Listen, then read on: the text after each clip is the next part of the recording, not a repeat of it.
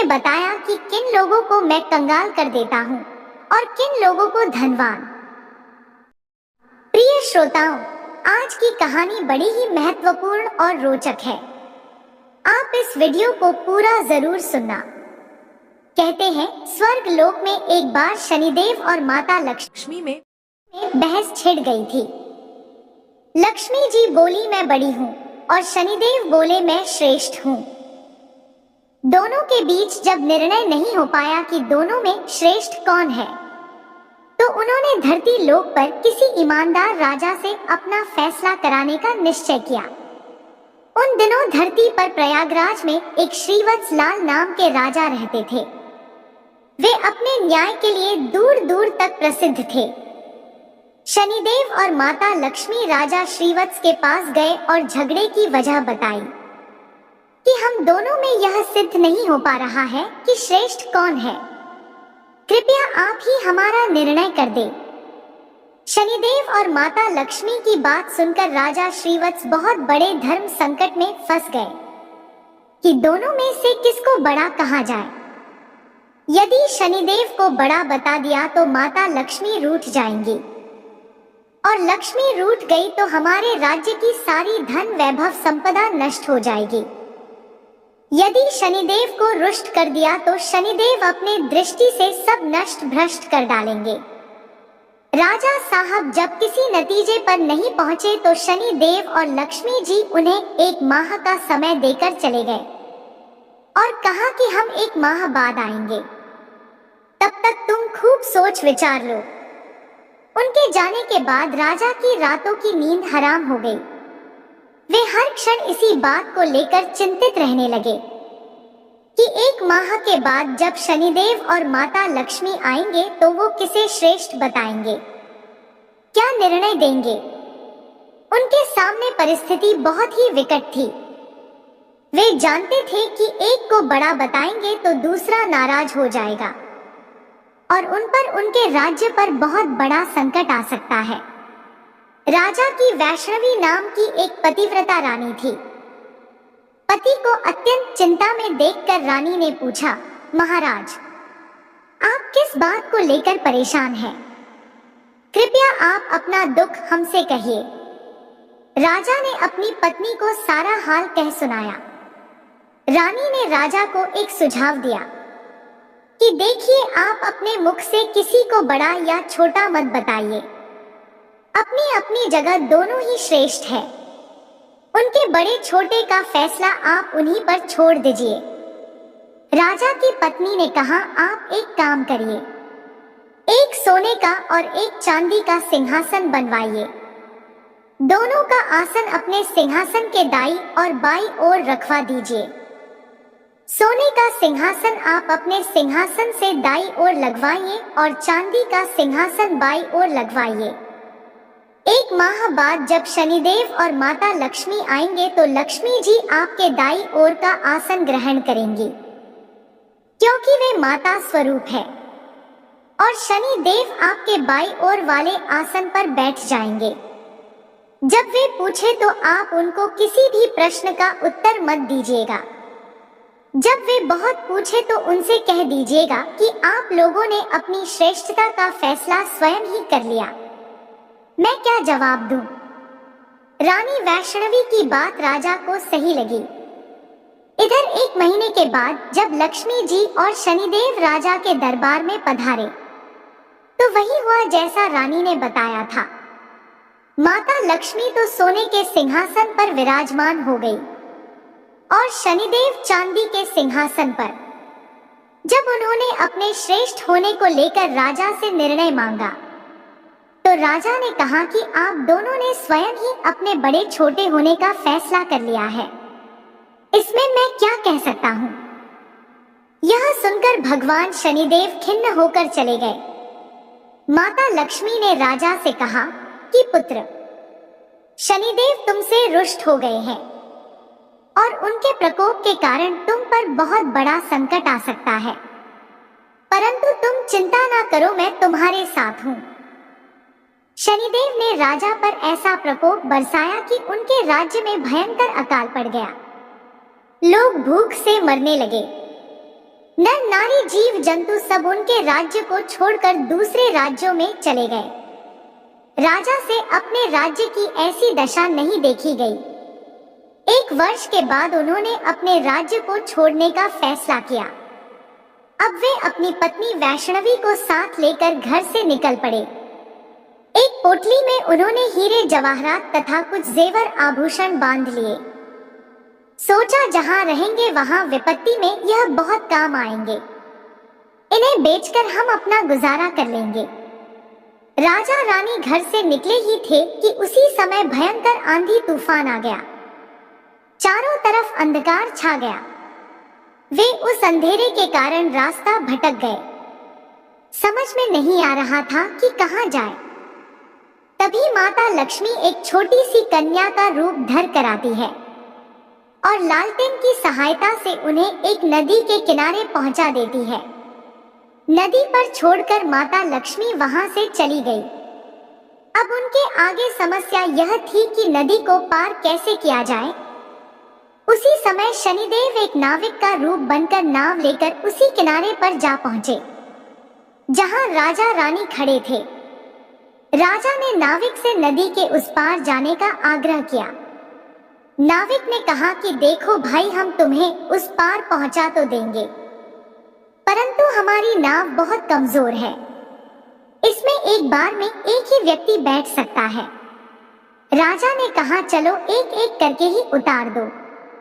अब पहले तो नाविक रानी को उस पार पहुंचा आया, फिर राजा को ले गया। तीसरी बार में उस नाविक ने राजा की धन की पोटली रख ली, लेकिन वह नाविक तो स्वयं शनिदेव थे, इसलिए वह धन की पोटली लेकर नदी के बीचों बीच से गायब हो गए। अब तो उनके पास जो धन था वो भी नहीं रहा। भोजन का संकट खड़ा हो गया। भगवान की इच्छा समझकर वो वहां से आगे को चल दिए। चलते चलते वो एक गांव में पहुंचे। उस गांव के लोग जंगल से लकड़ी काटकर उन्हें बेचते थे। राजा भी अपनी रानी के साथ उसी गांव में रहने लगा और लकड़ी बेचकर अपना गुजारा करने लगा। लक्ष्मी जी की कृपा से उसे जंगल में चंदन का बाग मिल गया। राजा ने चंदन की लकड़ियों को बेच बेचकर काफी पैसा कमा लिया। अब तो उसका जीवन बड़े सुखपूर्वक बीतने लगा था। राजा और रानी को सुख चैन में देखकर शनिदेव ने एक और नई चाल चल दी।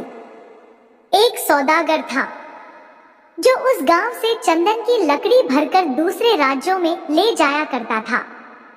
आज उसका जहाज उस नदी के किनारे पर ही फंस गया था। उसने जहाज को चलाने का बहुत प्रयास किया, पर जहाज टस से मस नहीं हुआ। सौदागर के समझ में नहीं आ रहा था कि वो क्या करे। तभी शनिदेव एक ब्राह्मण का रूप धारण कर उस सौदागर के पास आए और बोले, सौदागर, तेरे जहाज को कोई नहीं चला सकता, लेकिन एक उपाय है। यदि कोई पतिव्रता स्त्री तेरे जहाज में हाथ लगा दे तो तेरी नाव चलने लगेगी। सौदागर ने वैसा ही किया। पूरे गांव की स्त्रियों को बुलाया। सबने जहाज को छुआ, पर जहाज फिर भी नहीं चला। किसी ने बताया कि गांव में अभी एक स्त्री बाकी रह गई है जो यहाँ नहीं आई है। सौदागर स्वयं चलकर उसके घर गया। वो स्त्री कोई और नहीं, रानी वैष्णवी थी। सौदागर ने जब रानी के पास निमंत्रण भेजा तो रानी ने वहां जाने से इनकार कर दिया और कहा कि इस समय मेरे पति जंगल में लकड़ी काटने गए हैं, मैं तुम्हारे जहाज के पास नहीं जा सकती। सौदागर के आदमी ने वापस जाकर उसकी सारी बात बता दी। सौदागर समझ गया कि यही औरत पतिव्रता है और यही उसके जहाज को निकाल सकती है। वह शाम को फिर उसके घर गया। उस समय राजा घर पर ही थे और इसीलिए उसने निमंत्रण स्वीकार कर लिया। जब राजा ने रानी से कहा कि वे जहाज को छू दे जिससे कि वह निकल सके, तो रानी ने अपने पति के कहने पर जहाज को छू दिया और जहाज हिलने लगा। यह देखकर सौदागर के मन में पाप जागा कि क्यों ना मैं इसको अपने साथ ले चलूं। यह स्त्री बहुत सुंदर भी है, और यदि कहीं जहाज फिर से फंस गया तो इससे छूने को बोल दूंगा और नाव निकलवा लूंगा। यह सोचते ही उसने वैष्णवी को अपने साथ खींच लिया और जहाज लेकर चल दिया। श्रीवत्स चिल्लाता रह गया, परंतु उस समय तक जहाज काफी दूर जा चुका था। रानी अत्यंत रूपवती थी। उसको देखकर सौदागर के मन में पाप आ गया। वह उसको अपनी पत्नी बनाने की इच्छा करने लगा। रानी ने सौदागर की छेड़छाड़ से तंग आकर सूर्य देवता से प्रार्थना की कि उसको अपनी रक्षा करने के लिए कोड़ दे दे। उसकी प्रार्थना भगवान सूर्य ने सुन ली। उसी समय रानी के शरीर से कोड़ फूट गया। वो एकदम से कुरूप हो गई। उसके कुरूप शरीर को देखकर सौदागर उसके पास नहीं जाता था, पर वह रानी को हमेशा उसे अपने साथ रखता था। इधर राजा रोते बिलखते नदी किनारे से चल पड़े। वह इसी उम्मीद में थे कि यदि जहाज उस तरफ से गुजरा तो वह अपनी पत्नी को छुड़ा लेंगे। आखिर उसको जहाज का कहीं पता नहीं चला, तो वो नदी किनारे आश्रम के साधुओं के साथ रहने लगा। अब तो राजा वहां पर साधुओं की सेवा करता था, उनकी गायों को चराता था और गायों के गोबर से उपले बनाता था। वो उपले लक्ष्मी जी की कृपा से सोने के बन जाते थे। इस प्रकार कुछ ही दिनों में उसके पास ढेर सारी सोने की ईंट हो गई। एक दिन जो सौदागर राजा की पत्नी को ले गया था, उसका जहाज उसी नदी पर आया। राजा ने सौदागर को पहचान लिया। उसने सौदागर को ईंट दिखाकर कहा, यदि सौदागर उसको साथ ले चले तो वह सोने की ईंट सौदागर को दे देगा। सौदागर ने राजा को पहचान तो लिया था, परंतु सोने की ईंटों के लालच में उसे अपने पास बैठा लिया। ईंटों को भी जहाज में भरवा लिया। जब जहाज चल पड़ा तो सौदागर ने राजा को नदी में फेंक दिया। राजा की चीख पुकार राजा की रानी ने सुन ली और उसने तुरंत एक तकिया जल में फेंक दिया। उस तकिए के सहारे से राजा एक पुल पर पहुंच गया। राजा को वहां के लोगों ने निकाल लिया। उन लोगों ने राजा से पूछा कि वह कौन है और कहां से आया है। तो राजा ने कहा कि वह एक अत्यंत दुखी आदमी है। उसका सब कुछ लुट गया है। उसके पास कुछ नहीं बचा है। वहां के लोग उसको पकड़कर राजा के पास ले गए। श्रीवत्स ने राजा से नौकरी मांगी। राजा ने श्रीवत्स को अपने यहाँ बगीचे में माली का काम दे दिया। प्रिय श्रोताओं, राजा की एक पुत्री थी। उसके लिए नित्य फूलों का सुंदर गजरा एक मालिन लाती थी। एक दिन राजकुमारी ने मालिन से पूछा कि आजकल गजरे कौन बनाता है। बहुत सुंदर गजरे बनाता है। मालिन ने राजकुमारी को बताया कि एक नया नौकर आया है जो बड़े ही सुंदर गजरे बनाता है। राजकुमारी ने उस नौकर को देखने की इच्छा जताई। जब उसने राजा को देखा तो वह उस पर मोहित हो गई और राजा से ही ब्याह करने की जिद ठान ली। राजा ने बहुत मना किया, परंतु जब राजकुमारी नहीं मानी तो उन्होंने लाचार होकर दोनों का ब्याह कर दिया और जंगल में एक मकान दे दिया। धीरे धीरे समय बीतता चला गया। कुछ दिन बीते तो राजा श्रीवत्स ने राजकुमारी से कहा कि ऐसे बेकार बैठे रहकर मेरा मन नहीं लगता है। तुम अपने पिता से कहो कि मुझको जहाजों की चुंगी का ठेका दे दे। राजकुमारी ने अपने पिता से यह प्रस्ताव रखा तो राजा ने भी कहा ठीक है। अब तो श्रीवत्स अपने आने वाले जहाजों से चुंगी लेता था। इसी प्रकार जब 7 वर्ष बीत गए तो शनिदेव का प्रभाव खत्म होने को आया। एक दिन सौदागर का जहाज वहीं से निकला। श्रीवत्स ने उस जहाज को रोककर उसे आगे जाने से रोक दिया। सौदागर को यह देखकर बड़ा क्रोध आया। वो तुरंत शिकायत लेकर राजा के पास पहुंचा। राजा ने जब श्रीवत्स से पूछा कि वो सौदागर के जहाज को क्यों नहीं जाने दे रहा है, तो श्रीवत्स ने बताया कि महाराज, इस सौदागर के पास मेरी सोने की ईंट है। यह मेरी सोने की ईंट नहीं दे रहा है। राजा ने कहा, तुम्हारे पास क्या प्रमाण है कि इसके पास जो ईंट है वो आपकी है? तो श्रीवत्स ने कहा, महाराज आप इसे दरबार में सब लोगों के सामने बुलाइए। वे ईंट एक तरफ से जुड़ी हुई है। यदि सौदागर ईंट खोल देता है तो यह सारी ईंट उसकी है। यदि वह ईंट नहीं खोल पाता है तो उन ईंटों को मैं खोल कर दिखाऊंगा।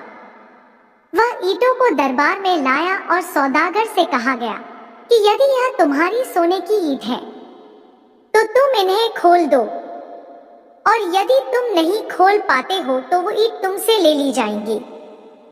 सौदागर शाम तक उन ईंटों को खोलने का प्रयास करता रहा, परंतु उससे एक भी ईंट नहीं खुली।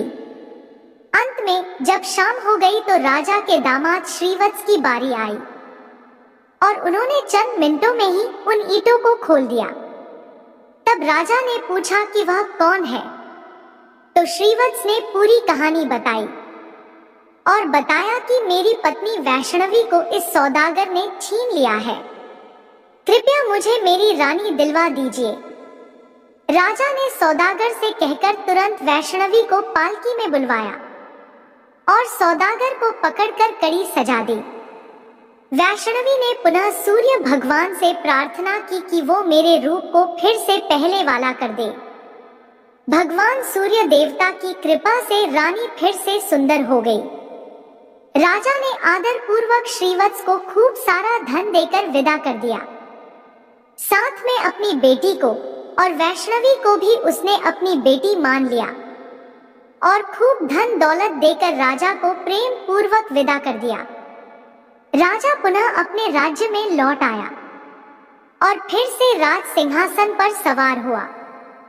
एक दिन शनिदेव ने प्रकट होकर के राजा श्रीवत्स से कहा, राजन, हम दोनों की स्पर्धा तो एक बहाना था। हम आपके सत्य की परीक्षा ले रहे थे। अब मैं तुम्हें बता रहा हूँ कि कौन से लोग नाश को प्राप्त नहीं होते हैं। विपत्ति में भी जो अपने धर्म को और सत्य को ना त्यागे, उसका कभी नाश नहीं होता, अपितु देवता लोग भी उसकी सहायता करते हैं। गरीबी आने पर भी जो अन्याय का मार्ग ना चुने, पाप का धन ना खाए, वह देवताओं का सदा कृपा पात्र रहता है। मैं उसका कभी बुरा नहीं करता, अपितु उस पर लक्ष्मी की कृपा सदैव बनी रहती है। धन संपदा पाकर भी जो अभिमान ना करे, जो किसी को अपमानित नहीं करता है, मैं कभी उसका बुरा नहीं करता, अपितु उसकी सहायता ही करता हूँ। मेरी कृपा से लोग पल मात्र में धनवान बन जाते हैं और मेरे प्रकोप से पल मात्र में कंगाल हो जाते हैं। राजन, जाओ, मेरे वरदान से तुम्हारा राज्य फिर से संपन्न हो जाएगा, धन दौलत से संपन्न हो जाएगा, तुम्हारी प्रजा खुशहाल हो जाएगी और कभी दुख दरिद्रता तुम पर नहीं आएगी। राजा को वरदान देकर शनिदेव और माता लक्ष्मी वहां से चले गए। जय माता लक्ष्मी, जय श्री शनिदेव। अगर वीडियो पसंद आई तो हमारे चैनल को सब्सक्राइब करें।